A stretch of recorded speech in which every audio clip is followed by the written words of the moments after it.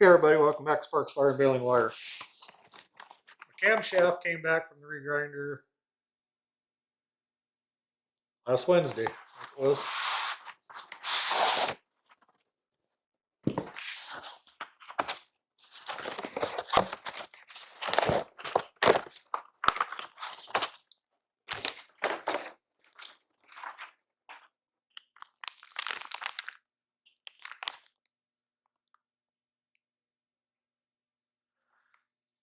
I got it lubed up good in a plastic bag, prevent rust while it was in shipping.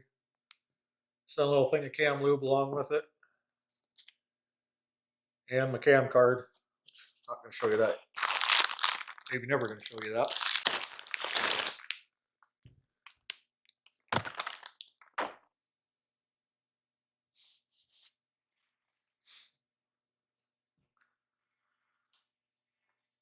As I've said before, this is a regrind. This is the original camshaft. They'll grind it to any specification you request, as long as it's physically able to do that. And they obtain your lift and everything you want by grinding down the base circle, which they've got this cut down as far as they can here. And they did not quite get the lift I'd requested. But like I said, we're dealing with a regrind here, so this is the best I can get. Hopefully that lack of lift doesn't hurt me too bad. Beggars can't be choosers. Not much I can do about it. It is what it is. Like one of the first things I'm going to do is dry fit this in the block, make sure that fits. I don't want to go through another lifter fiasco where I got to tear everything apart again and get something to fit that I thought should have. I don't foresee any problems here, but we'll get this done next. And then start gapping the rings, get the pistons ready. That way we can start throwing pistons in, because the pistons are going to need to be in, or at least number one will, in order to get this cam in and get it degreed. So that's our next step. We'll get this out of the way. Actually, I'll probably show you fitting it in the block, make sure it goes. Then this will get set aside for the time being until the rings get gapped and rods and pistons get assembled. That's going to be very time consuming. Just show the basics on that, but I'm not going to show you the whole thing because it's going to take hours and hours to get done. So let's switch stuff around here. Get the block, or you can take a look at it.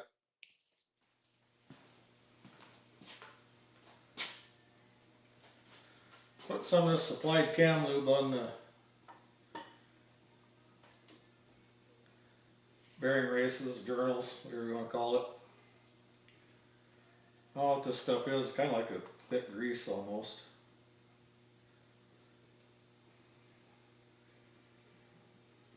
It's pretty sticky, so I don't think I want to put that on the lobes themselves, because I don't want anything to impede lifters rotating in the bores when I get to that point.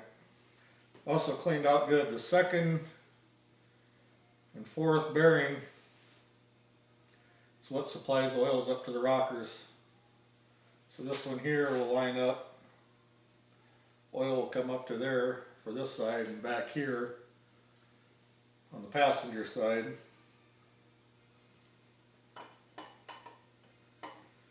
So I want to make sure there's no debris in any of that. I put a longer bolt in there to use as a handle. Unfortunately, that's a 7/16, and I don't have a very big assortment of 7/16 stuff. So I'd like to have had something longer, but I don't, so that's what I'm using.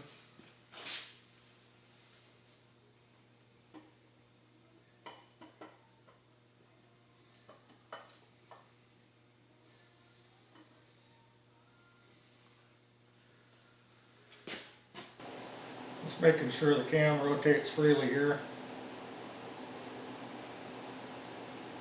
Which it does. I don't feel any drag. It's pretty smooth all the way around.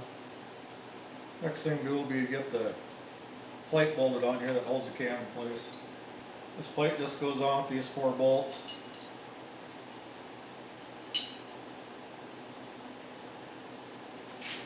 Fortunately, what's it been now, 5-6 years ago, got this engine. And I disassembled it. I kept all these parts, cleaned them up, put them in bags, labeled what was what. It's just, this one's pretty self-evident. Got a separate bag with all the timing cover bolts, ones with all the head bolts. And them are 5/16. I'll go hit the old Google machine quick and look up what the torque spec is on a 5/16 bolt. I don't know off the top of my head, but I'm going to come right back and pretend like I did. These bolts only take 17 inch-pounds of torque. So my torque wrench only goes down to 20, so 20 foot it is. But at either rate, it's not a whole lot. So I'm going to put a little dab of blue Loctite on each one of them, because the last thing I'm going to want is one of them bolts working its way out and hitting the cam gear. That would lead to what one would call a catastrophic engine failure. So I'm going to zip them back out, put a little blue Loctite on them, then I'll torque them down. I'll just torque them down in a crisscross pattern here. Since this is such light torque, you probably can't even hear the wrench clicking on the camera. But famous last words, I said I was only going to test fit this cam.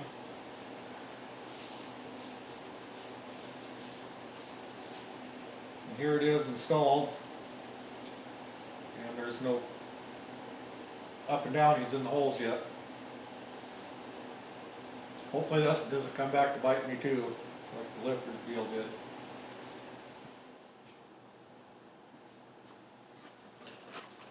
Alright, get these pistons and rods put together. Got most of them done, but saved one to do on video. These are a full floating pin. So you gotta have spiral locks in there. Not the standard snap ring, these are actual spiral locks. So I'll show you how to put them in. They make a fancy vise for pistons, but a shop rag and a regular vise and just a light touch does just fine. Don't need all that. Just clamp it tight enough to hold it. That's all it takes. Then it uses these spiral locks. They're kind of like a keychain basically. It's a split ring design. Which hard part's splitting it. You get it spread apart. You got to get kind of aggressive, but you don't want to get too aggressive because you don't want to bend them and destroy them. Then you work it down into that groove.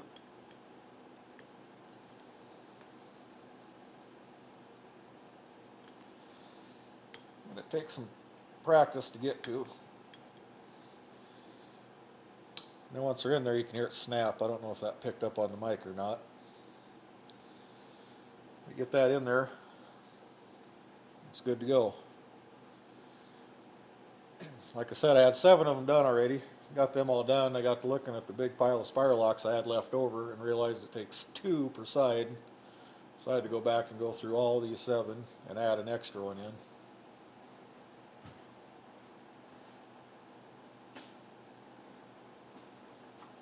Could have always looked at the instructions, but who wants to do that?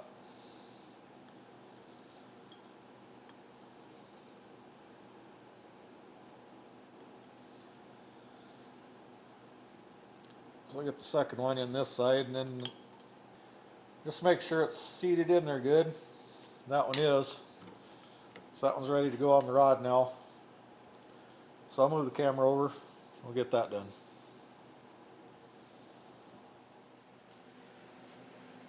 Alright, now to get this last rod together. Turned up so it's here.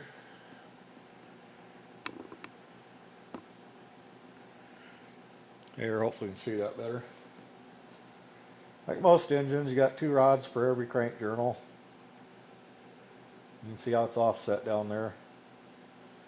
So this piston will go on the back side of the journal, 7 across the way. Will go on the front side of the journal. And here's where the important part is. These rods are chamfered. I think that's showing up, from what I can tell. This side's chamfered too, but not near as much. So the side with the big chamfer goes towards the outer edge of the rod journal because it's got a slight radius to it. So the rod on 7 on the other side would have went this way. The rod on 8 on this side goes that way. Clear as mud there. In addition to the rod going that way, pistons all have a valve relief for the intake valve. That goes to the top. So how I'm doing it, not to confuse myself. Put a little assembly lube on the pin. Got the piston here the way it needs to be. Got the rod oriented the way that needs to be. Slide it through right there. That way there's no chance of standing over there at the table looking at it, looking back over here and putting it in backwards. This is right, and we know it's right. So now I'll go back over to the vise, get these other 2 clips put in, and the rods will all be assembled. Once you get 30 or so of these spiral locks in, you start to realize only 3 parts of the process that are difficult. It's the beginning, the middle, and the end. Once you get them out of the way, the rest is easy. There's number 32. This job is done. So I will set the pistons aside for now. And we're going to address the rings next. There's a reason I'm doing what I'm doing here. I promise. And I'll get to it in a second. I laid the rings out 1, 3, 5, 7, 2, 4, 6, 8, which that's not a particular order yet.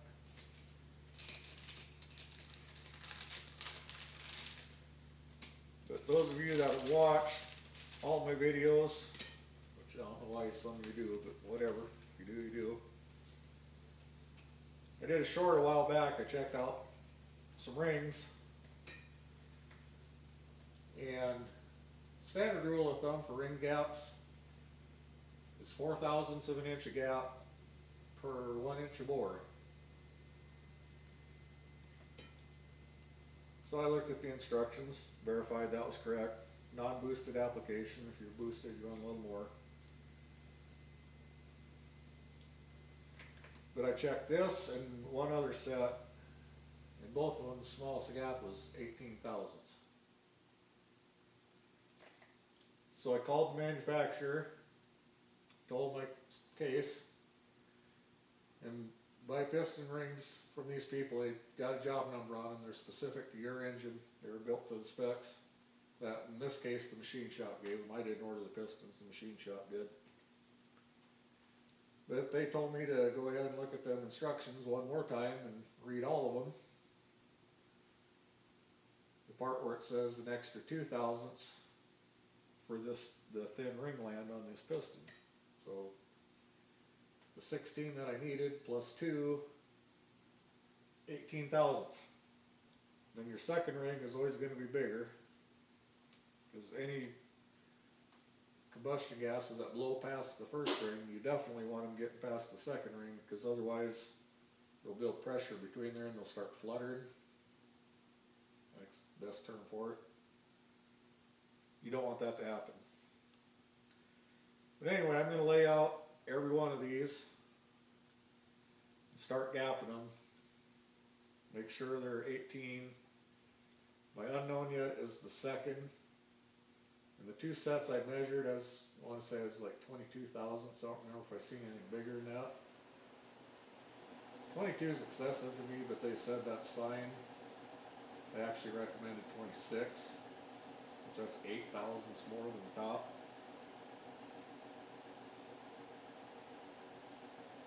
But the method to my madness here is get these all laid out, measure them in each of my 8 cylinders. Even though I've already double checked, the cylinders are all spot on, so any set of rings could go in any cylinder and that'd be fine. But I'm going to keep them where they belong anyway. But I'm going to measure all these rings and say the smallest gap is 22/1000ths, which is what I've measured so far. If they're all that, I'll stick with that. If one of them winds up being 24, then I'll gap them all at 24. Basically, I just want to keep them even. So that's why I'm kind of doing things the way I'm doing here. Got the rings laid out, so now I'll bring the pistons back into the chat. Plus I got one set of oil rings gone already. That's because I've been playing around, so I set this up. I'm putting the oil rings on, put the piston in upside down, use that to square up the bore. Square up the ring in the bore to check the gap. And these aren't fun to wrestle around with either. Essentially what you do is take this wavy ring, and the ends of it, as it goes up and down, they need to be down on the piston. So going like that. I really don't know why that makes a difference. That's what the instructions say to do, and I recently learned to start reading instructions. So that's what I'm going to do here.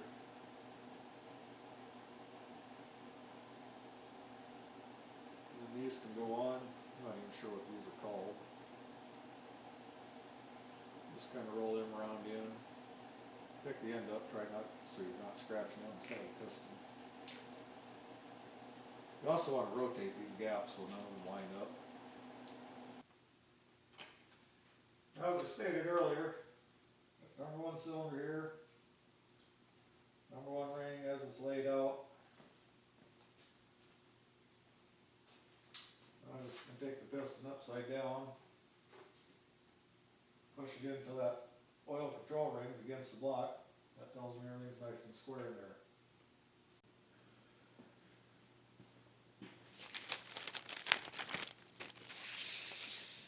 Alright, down to piston number 8.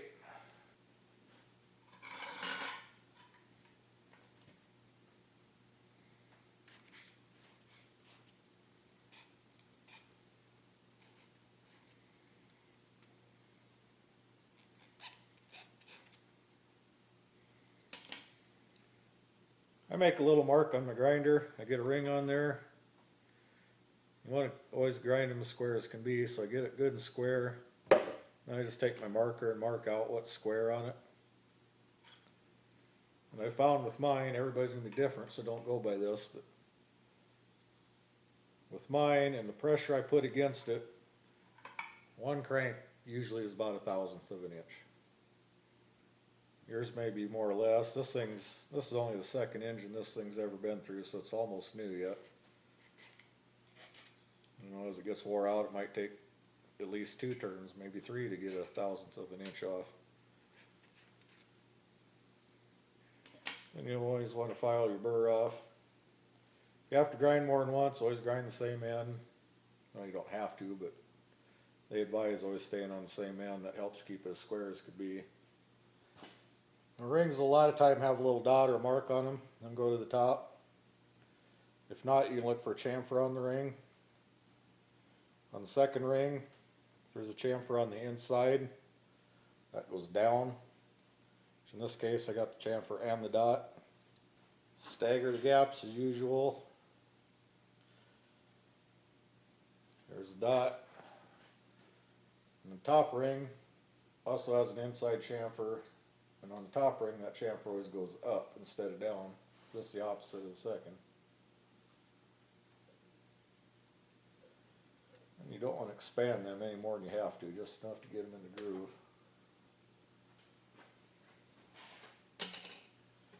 Little pliers are nice, but not necessary, but they really save on your fingers. And sometimes a broken ring, you don't want to get too aggressive. 8 pistons, 8 rings, are ready to go. Zoomed in good there. Wipe the excess oil off.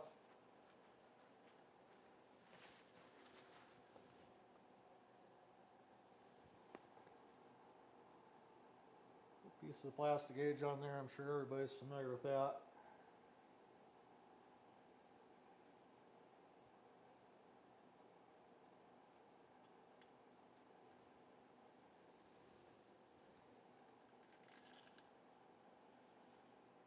I can torque this rod down, check my bearing clearance.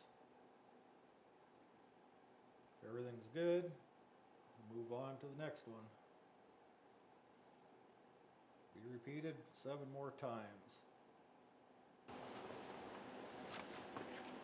My screws, 43 foot-pounds of torque.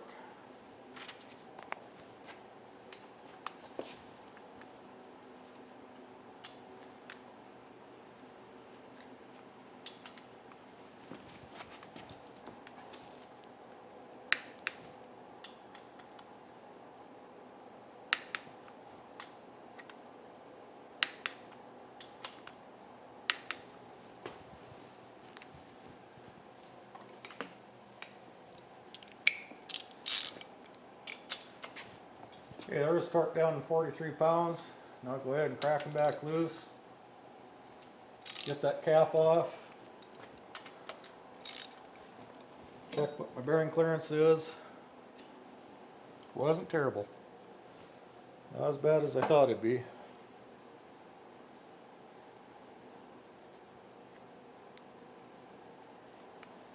Now, I don't know if you can see that squished out there or not. I have to get my cheaters out since I can't read anymore. One side's metric clearance, the other side is thousandths. More than 1.5 thousandths, less than 2. Somewhere in between them two marks. That's got to be good.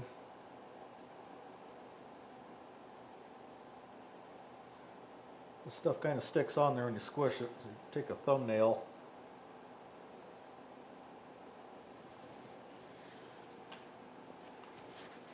Get it off there. Same thing on the bearing. Get that out of the way. Squish the piston down a little bit so I can get some assembly lube in there.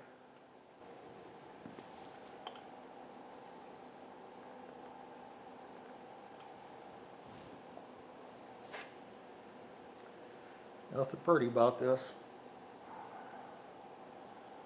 Take a finger and smear it around a little bit.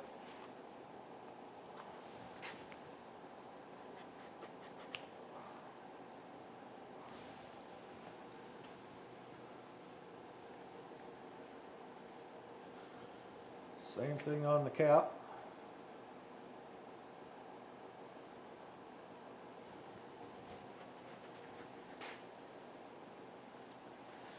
Don't want any in between there.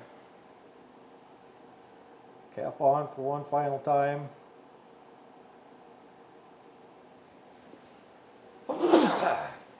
Wahoo! Cap go on final time now. Make sure the bearing tangs are lined up. These are the little collars I was talking about that make them difficult to get the caps apart from the rod to help line it up.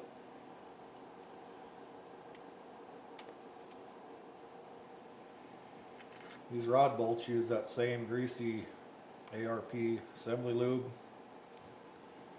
Really sticky stuff, whatever it is.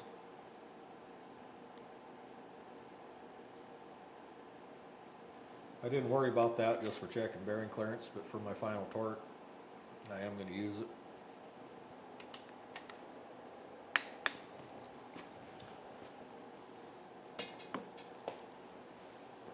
Got the torque down.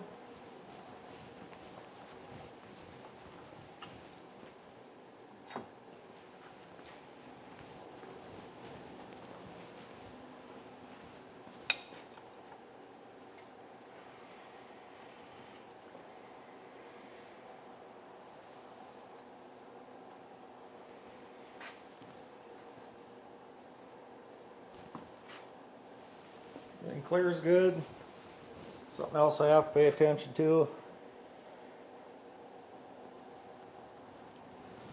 Since you use the old rod stretcher on this engine, make sure I got good clearance on the rods in the bottom of the bores. Sometimes that's an issue with an extended stroke. Looks good here, at least on that one anyway. So there's one piston and rod and it's forever home. I'll repeat it 7 more times. I won't put you through the misery of watching all that.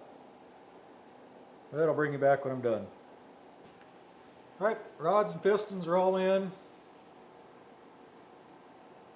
One more thing to note I wanted to point out, when they balance these, see that one's marked 402. That's not cubic inches of the motor, that's how many grams that rod weighed. And that was evidently the lightest one out of the 8. As you can see on the other ones, they've all got grinder marks on them, where they would have all been ground down to get down to that 402 grams. So that's part of the balancing process. So whenever you see an engine that's been ground on the caps like that, you can tell that somebody took the time to balance everything on it. All 8 are in, clearances are all good, everything's torqued, ready to go. Now I'll get flipped back upright. That's going to do it for this video. Always feels good. Get all those holes filled. Feels like I'm actually getting somewhere now. Next video will be degreasing the cam. It's kind of what I've been waiting on that for, is to get the pistons in. They're in now. That's the next step. Stay tuned for that one. Catch y'all next time. Have a good one.